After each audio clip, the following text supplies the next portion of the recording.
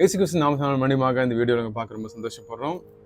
நம்ம வேதத்தில் நம்ம தேவன் வந்து ஆதியாமத்திலிருந்து இப்போ வரைக்கும் யூஸ் பண்ணுற மனுஷங்களை பார்த்தீங்கன்னா ரொம்ப லீஸ்டான மனுஷனை எடுத்து வந்து ரொம்ப அழகாக வந்து பயன்படுத்தியிருக்கிறாரு.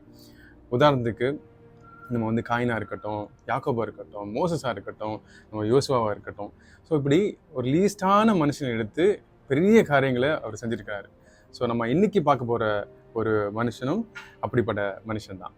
இஸ்ரவேல் ஜனங்களை எகிப்துலேருந்து ஆண்டவர் வழிநடத்தி ஒவ்வொரு டைமும் கொண்டு வந்து அவங்கள ஒரு நல்ல இடத்துல வச்சாலும் இஸ்ரவேல் ஜனங்கள் என்ன பண்ணுறாங்கன்னா ஆண்டவருக்கு விரோதமான காரியங்களையும் அவருக்கு விரோதமான ஐடல் வர்ஷிப்ஸ் அப்படின்றது நிறைய அவங்க வந்துட்டு செஞ்சுக்கிட்டே வராங்க. கர்த்தருக்கு பிடிக்காத சில காரியங்களை செஞ்சுக்கிட்டே வராங்க.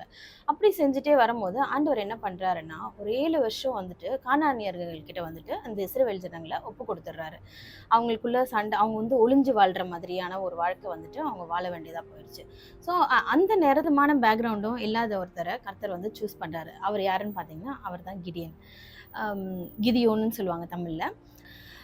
இவர்கிட்ட வந்துட்டு கர்த்தருடைய தூதன் வந்துட்டு சொல்கிறாரு, இந்த மாதிரி நீ போய் ஒரு ஆர்மி ஃபார்ம் பண்ணி நீங்கள் வந்துட்டு வழி நடத்திட்டு போங்க, நான் உனக்கு கூட இருந்து எல்லாத்தையும் செய்கிறேன் அப்படின்னு சொல்லுவார். ஆனால் கிதியோனுக்கு வந்து அவர் மேலே நம்பிக்கை இல்லை. ஏன்னா அவரோட கோத்திரத்துலையா இருக்கட்டும், அவரோட ஃபேமிலிலையா இருக்கட்டும், அவர் வந்து சின்னவராக காணப்படுறாரு. அதாவது எதுக்குமே உதவாதவராக காணப்படுறாரு. ஸோ அதை சொல்லும் போது ஆண்டவர் சொல்கிறாரு, நான் உனக்கு கூட நின்று உனக்கு எல்லாவற்றையும் செய்கிறேன் அப்படின்னு சொல்லிட்டு. அப்பவும் அவர் நம்பாமல் கடவுளையே டெஸ்ட் பண்ணுற ஒரு காரியத்தை செய்கிறாரு. அவர் வந்து நீங்கள் தான் உண்மையான தெய்வம் அப்படின்னா எனக்கு இதை காமிங்க அப்படின்னு சொல்லிட்டு கடவுள்கிட்ட டெஸ்ட் பண்ணி கேட்குறாரு. இதுலேருந்து நம்ம என்ன தெரிஞ்சுக்கிறோன்னா, நம்ம வந்து கடவுளை வந்து டெஸ்ட் பண்ணுறோம். நம்ம சில செய்கிற அந்த காரியங்கள்னால நம்ம எத்தனையோ விஷயங்களை வந்து அனுபவிக்கிறோம். ஆனால் நம்ம என்ன பண்ணுறோன்னா, ஆண்டவர் இதை செஞ்சுட்டாரே, நம்ம வாழ்க்கையில் வந்து இதை அனுமதிச்சிட்டாரே அப்படின்னு சொல்லிட்டு நம்ம நிறைய நேரங்களில் வந்து கர்த்தர் மேலே நம்ம வந்து பழிய போடுறோம்.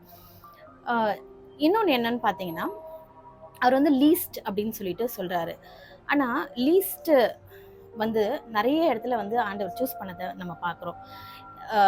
பார்த்தீங்கன்னா, இந்த பில்டர்ஸ் வந்துட்டு சில இடத்துல வந்துட்டு கல்லை ரிஜெக்ட் பண்ணுவாங்களாம். ஒரு சில கல்லை வந்துட்டு வெட்டி அதை ரிஜெக்ட் பண்ணி போடுவாங்க. ஆனால் அந்த கல் வந்துட்டு கடைசி நேரத்தில் வந்துட்டு அந்த மூளையில ஒரு ஃபிக்ஸ் பண்ணுற ஒரு கல்லாக மாறி அந்த வந்து பில்டிங்கே ஸ்ட்ராங் பண்ணுறக்கூடிய அது கெப்பாசிட்டி வந்து அந்த கல்லுக்கு இருக்கும் அப்படின்னு சொல்கிறாங்க.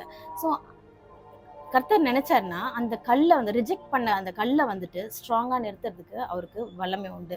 ஸோ அதனால ஆண்டவரை நம்ம டெஸ்ட் பண்ணவும் கூடாது. கர்த்தர்கிட்ட வந்துட்டு நம்ம ஒன்றுத்துக்குமே உதவாதவங்கன்னு நம்ம வந்து தாழ்த்தவும் கூடாது. ஏன்னா ஆண்டவர் உயர்த்ததுக்கு வல்லவராக இருக்கிறாரு.